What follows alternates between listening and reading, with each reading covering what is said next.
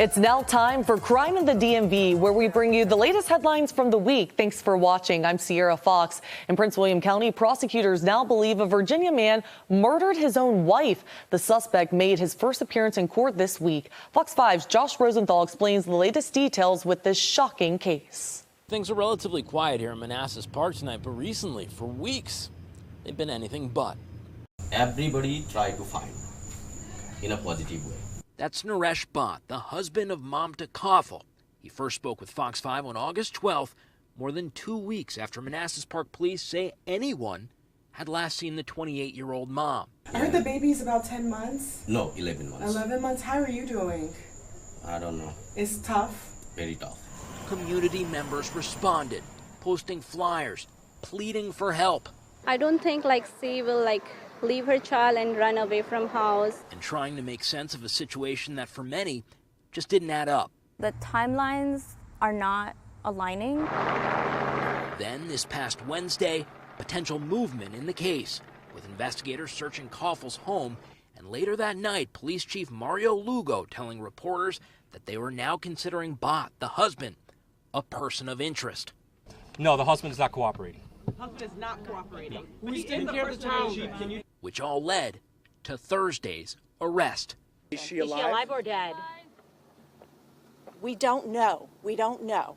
But we are working this investigation. We're working carefully, and there's just a lot of things moving very quickly right now. Bhatt appeared in court Friday, charged with concealing a dead body, which, as of the hearing, still had not been found. Prosecutors now say they believe Bhatt murdered his wife, adding that there's evidence that Kaufel's body was dragged out of their home and that Bhatt purchased both knives and cleaning supplies. They also say he sold his car and had a suitcase packed.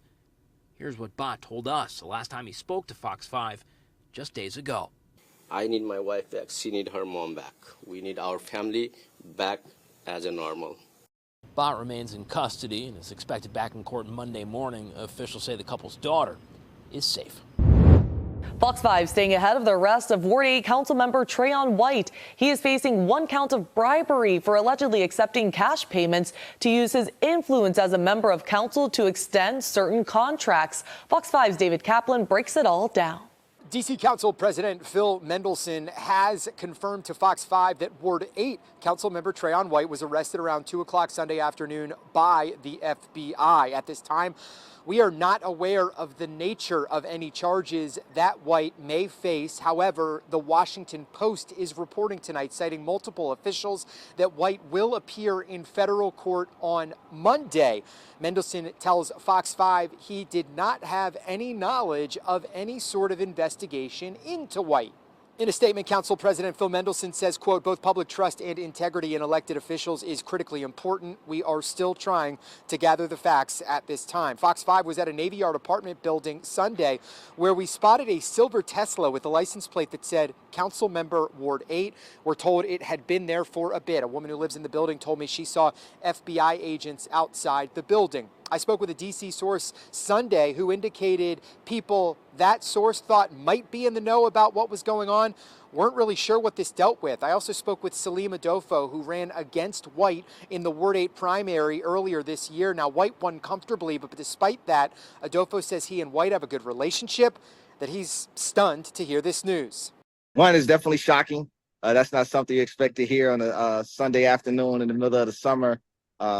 But we don't have any information, so I don't want to make any speculations on anything. Trayon White was just on Fox 5 this past Friday talking with our Chad Ricardo about the needs of kids in Ward 8 and the importance of good role models. So that's really what I embody each and every day I leave my house, that we create bridges for people in this community. Fox 5 made multiple attempts to reach White's staff for a comment today. We have not heard back. We also reached out to an attorney the Washington Post is reporting is representing White. We have not heard back from him either at this time, nor have we heard from the U.S. Attorney's Office here in D.C. The FBI is also not commenting either. Much more expected to happen in the coming days. We'll be sure to stay ahead of all the latest developments. Now to a jewelry heist in Northwest D.C. And the way the thieves got inside the business sounds like it's from a movie. Fox 5's Tisha Lewis explains. What an incredible story. It sounds like a scene from a movie, but this was real life. We are here inside Lee Liquor filled with cameras. You can see there's one there, but it was this third camera up there that actually captured the suspect on camera when he came through. In fact, you can see the hole left behind here. The management here telling us that the suspect sold jewelry and watches, more than $100,000 worth. Yes, this is a liquor store that also sells jewelry.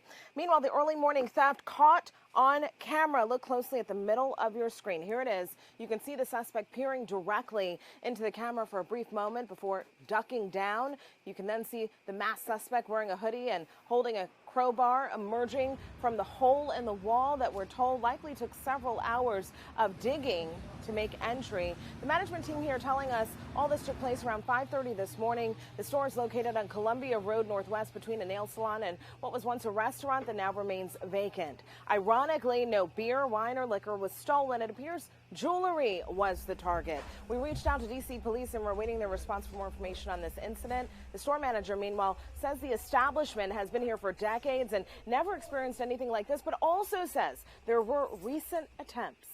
This business has been open for over 30 years. There's never anything like this ever has happened like this before. Like, they didn't touch any of the cash, none of the liquor, just straight jewelry and watches. There you go. Meanwhile, we're told that cleanup continues right now in terms of sweeping and mopping and vacuuming. And it's also important to note that we are told that they are reinforcing the walls. So that hole that you see right there is going to be covered and reinforced. They're hoping this time that this will not happen again. Again, it's business as usual. They are open for business here at Lee Liquor. They tell us that they sell beer, wine, liquor, obviously luggage, and they also sell jewelry and watches, which made them a target. In Fairfax County, a man was shot and killed at a Gold's Gym. Fox 5's David Kaplan has more.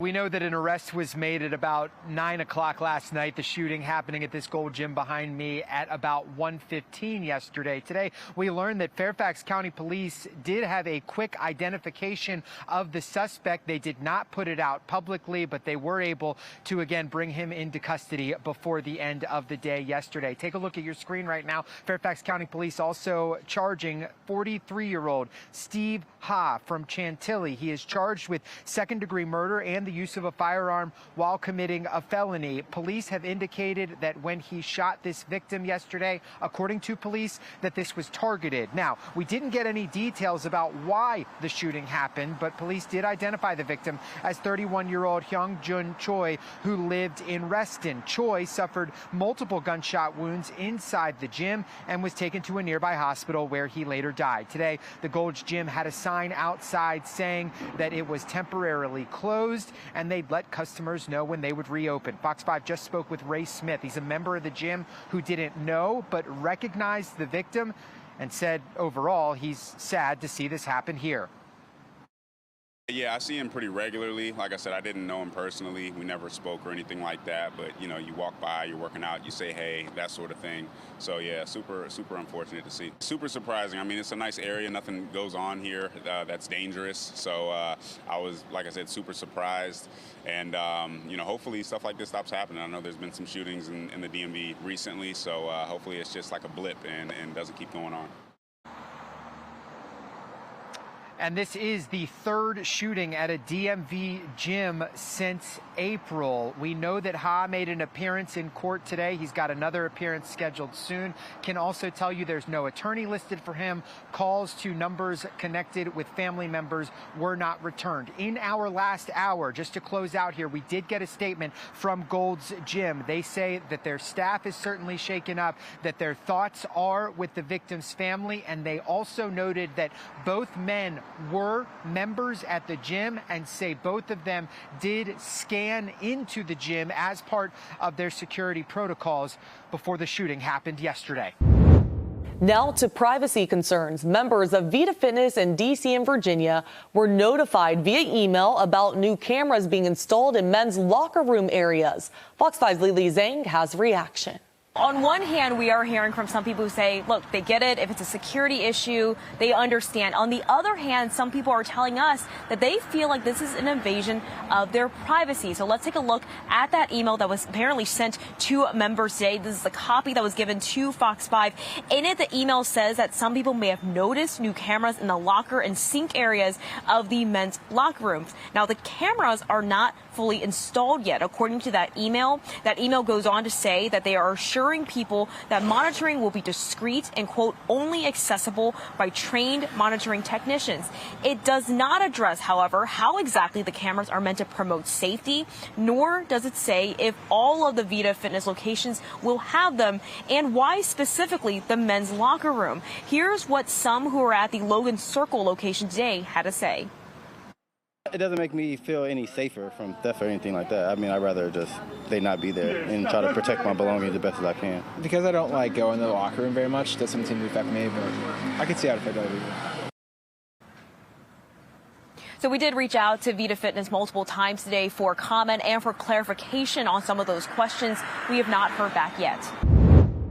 Well, that does it for this week's Crime in the DMV. Make sure you tune in next week to stay ahead with Fox 5 right here on Fox Local as we continue to bring you the latest updates.